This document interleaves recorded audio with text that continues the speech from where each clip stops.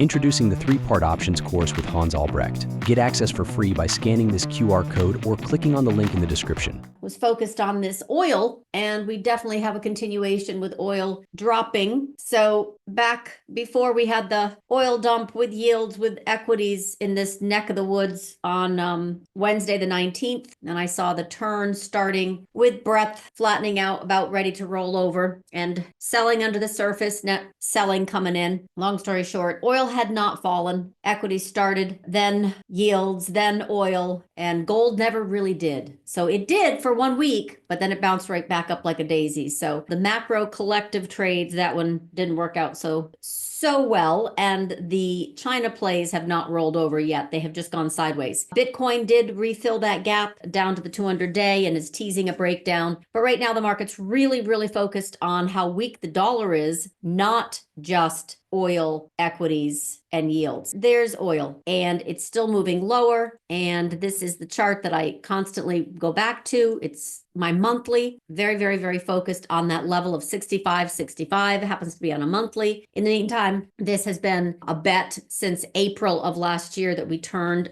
in my humble opinion, that we turned lower in oil and that we could drop in time. And I said this year, I have no idea when, but this year that we could drop into this big area. It's a big area. We lose 65, which we have not yet. We have tagged it like 14 times in the past year. But that's clearly the intervention collar that Bob talks about so much. And like I said, his money manager positioning does not show that they are heavily short. They've liquidated in large part their longs. There's better thing to trade, he says, but they're not short. Anyway, Navarro came out yesterday and said, we want 50. Can you imagine the kind of economic benefit? It'll drop yields, it'll drop inflation. Yeah, but drillers aren't going to want to drill when break even is 70, which is why we stay in this range, 65 to 75. We get too high, it gets tapped back down. But they don't want to drill 50 or 60 or let alone 40. This is going to take some time until we actually replace fossil fuels with EV here in the US like they have over in China. But that was a mandate over there. Anyway, it's very suspect what's going on. And the interpretation is that oil is falling on recession risk. So I had that last June, meaning that we would fall in price of oil and it would be perceived as recession risk, but it'll be an oil recession risk for the oil companies, no question. But as it relates to the economic stimulus, it can serve as one. However, immediately yesterday on the follow through of tariffs getting deployed even on Canada, clients they were sent an email saying, guess what? We're going to have to charge you a 10% surcharge just for tariffs because we get all of our oil, propane, blah, blah, blah from Canada. It's not our fault. We have no choice. So he's a resident in Maine and has to pay a 10% surcharge. This is going to hit families. In the short term, the tariffs are hitting families. And then the price of gasoline likely rises in the short term. It's hitting families. So these inflation taxes are short term, even if Lutnick comes on and says, no, they're fine. It's going to be deflationary. So whatever. This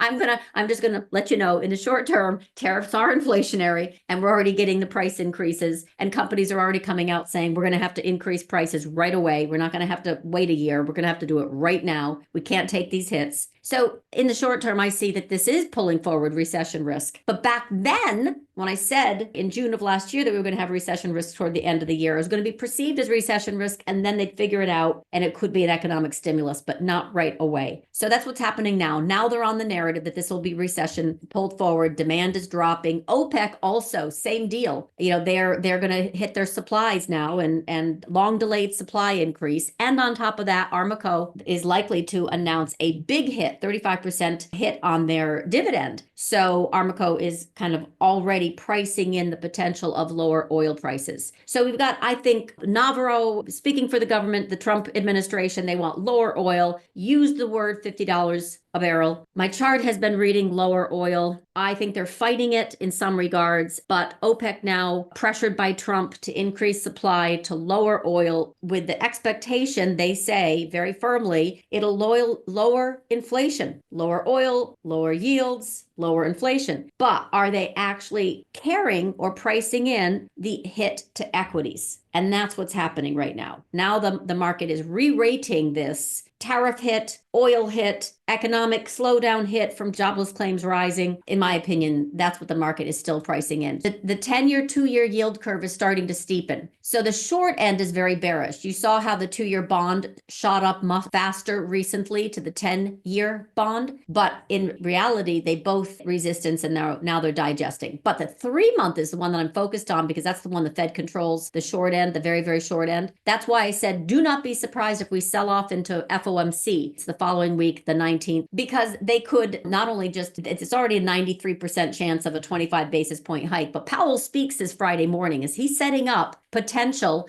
for more? So that would be an area where we could sell into, and then yields would have a pop. And with equities, because right now we are definitely kind of following the deflation impulse that I have talked about for the past 2 weeks, because I see massive selling underneath the surface. Oil is dumping. We know that. Dollar is dumping. We know that. Yields had a sharp bounce right back up to 4.2. So it went through my target, but it did bounce back up to 4.2. Bonds are definitely doing the shimmy right now with yen. Oil is a worry, as I mentioned. I just kind of hope I identify this path, which is 65 is major. It's major support. I think it's going to break. Okay. So that's basically what I'm expecting, that oil breaks, and the market, of course, just keeps doing this short the rip kind of feel, while gold has stayed firm. No question about it. Expecting this pullback in gold, and it has not come. Nope. Silver looks a little squishy today too. And then basically, but here's the yield curve stuff. This is going to be the next level of equity intrigue. I still see this plus 45. And then, by the way, I know this might be new for some folks, but I said recession will hit when this is my swag. Please, this is my swag. This is no rule that I've read. My swag. That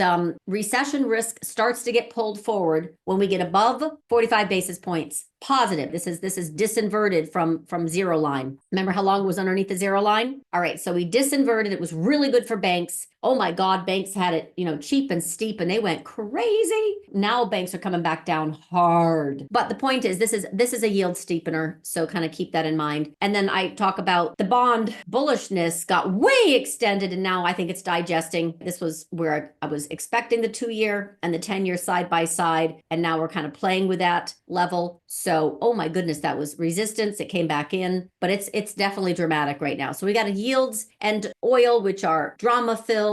We have shake and bake still in play. This is Thursday when we had that first little drop and then gorgeous breakdown. Hey, anyone still short Abercrombie? This is my pet rock. Freaking love this short. So Abercrombie was one, and I have to just reiterate, if I overlay NVIDIA, which everyone is so excited about, and Bitcoin, which everyone was so excited about, if I overlay that from May 2023, this was up, it doesn't show you, but it was up 783%. I'm like, are you out of your mind? Like, who's chasing this up here? Who's buying this up here? You could put NVIDIA returns and Bitcoin returns together, and they still don't equal the advance of this Abercrombie and Fitch retail player from May of 2023. So I have been nothing if not patient, like nothing if not patient. It finally gave up. And then this morning it had earnings, and of course they disappointed. And I honestly expect this to head all the way back down to the May 2023 breakout. There's just no way this deserves to be up here. I don't know why I'm angry about it. I just, it's like SMCI. It'll have its day. Very patient. Anyway, Abercrombie doesn't deserve to be there. Cava didn't deserve to be there, and it still doesn't. Wing, it didn't deserve to be there. There's just a sensibility. Can we just get real? I don't know. It's the farm girl logic or something, but this is working, is what I want to say. And it deserves to be a lot lower, is what I wanted to say. Apple revealed a MacBook Air with soaring performance of M4. Apparently they did not care. So this is another thing. See this big, huge reversal in Apple? This is about ready to break down. No one maybe sees this potential. Remember when over here, I said I wasn't worried about Apple because the market was a completely different character. And we came down here. This was a 10 and 21 that looked like it wanted to roll over, but I didn't think it had enough juice we had this inside and then it got above. And I said, this looks fabulous. It just looks fabulous. I'm not worried about Apple. So big, huge, beautiful swing long. And it was very, very, very, very, very perfect until it hit a key resistance area and formed evening star reversal. It was a perfect short and it really, really did prove its way to just be extended, come back to the mean, bounce into resistance, and then break down. And then it got way busier than I thought. I had right back into this level and it overshot, then it came back up. But the point is, this is a level that now I'm paying attention to, because first time it tried to break the 10 and 21, I didn't think it would because the market was just very different, right? Bullish with the election bump. But the second time right here, it had a stay of execution because DeepSeek came in and said, okay, we're going to hurt all you chip players. But Apple said, oh no, we're not in hardware. We're the software. We're going to benefit. And the market bought it. And it did a great job of bouncing right into resistance. I just kind of showed you also a trend line of monthly. And then it rolled right over, shake and bake. And now it's breaking. So now Apple, this, I was bullish. This, oh my gosh, what's it going to do now? Now it's rolling over and I'm bearish. So I think this is actually going to follow through and come back down to 220. Join Club today to engage with Samantha and her team of 10 experts. Scan this QR code or click the link in the description. Subscribe to LaDuc Trading YouTube channel for more live trading room recap videos and other content.